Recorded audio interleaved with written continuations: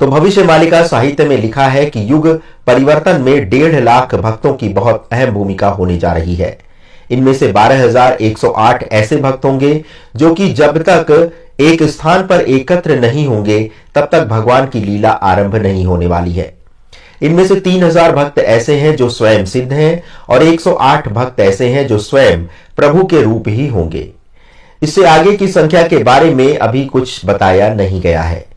अब सबसे बड़ा प्रश्न यह है कि आजकल कल्कि के नाम पर इतने सारे जो अवतार सामने आ रहे हैं वे आखिर कौन हैं? ये तो भगवान ही जाने। तो भविष्य मालिका साहित्य में क्या लिखा है, अब इसका वर्णन करते हैं।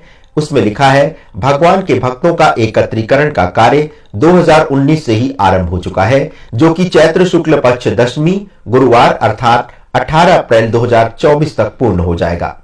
एवं बिना भक्तों के एकत्र हुए युग परिवर्तन का कार्य आरंभ नहीं होगा। तो इस अनुसार देखा जाए तो भयंकर विनाश लीला 18 अप्रैल 2024 के बाद से ही आरंभ हो सकती है। इसी मालिका साहित्य में कहा गया है कि जब धरती पर घनघोर संकट छाएगा और चारों ओर विपत्ति ही विपत्ति दिखाई देने लगेगी, तब आम जनता त्राहिमाम कर उठेगी।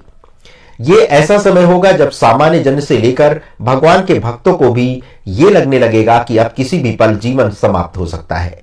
तो ऐसे व्याकुल कर देने वाली स्थिति में क्या होने वाला है, तो इसका विवरण भी भविष्य मालिका में लिखा गया है कि जब चारों ओर हाहाकार मच जाएगा और किसी को भी जीवन बचने की आशा नहीं रहेगी, तब ऐसी स्थिति में 12,108 भक्त अपनी योग शक्ति के माध्यम से कल्कि भगवान को आर्त स्वर से पुकारेंगे। जब हजारों व्याकुल भक्तों की पुकार कल्कि भगवान के कानों में पड़ेगी, तब साक्षात वो प्रकट हो जाएंगे।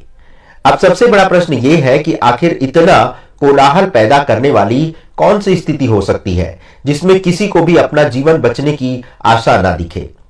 तो इसका उत्तर भी भविष्य मालिका में लिखा है कि जब भारत पर परमाणु बम से हमला किया जाएगा, तभी हर तरफ कोलाहल मच जाएगा और अपने प्राणों की रक्षा के लिए भगवान की शरण में सारे भक्त चले जाएंगे।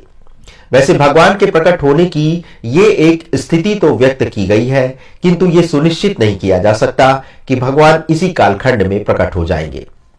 वैसे जब परमाणु हमला होगा तो भारत की सत्ता को चलाना भी एक गंभीर चुनौती होगी, और जब हर ओर आग बरस रही होगी तो क्या आमजन और क्या सत्ताधारी नेता सभी अपने अपने प्राण बचाने हेतु भागेंगे। तो ऐसे समय में राजा की कुर्सी पर बैठने की स्थिति नहीं रहेगी, एवं जब कोई देश का नेतृत्व करने वाला ही नहीं रहेगा, तो ऐसे समय में भगवान को ही देश की बागडोर संभालनी होगी। यदि ये परमाणु हमला दिल्ली में होता है तो ये स्थिति और भी अराजक हो सकती है, क्योंकि जब राजधानी ही आपदा से पीड़ित हो जाएगी तो फिर वहां से राजकाज का काम कैसे चल सकेगा। कहा तो यहां तक जा रहा है कि उस समय स्थितियां इतनी विस्फोटक हो चुकी होंगी कि सभी को बस अपनी जान बचाने की पड़ी होगी, और ऐसे में जब राजा की कुर्सी खाली रहेगी तो फिर किसी न किसी को तो उस सिंहासन पर विराजमान होना ही होगा। किंतु हम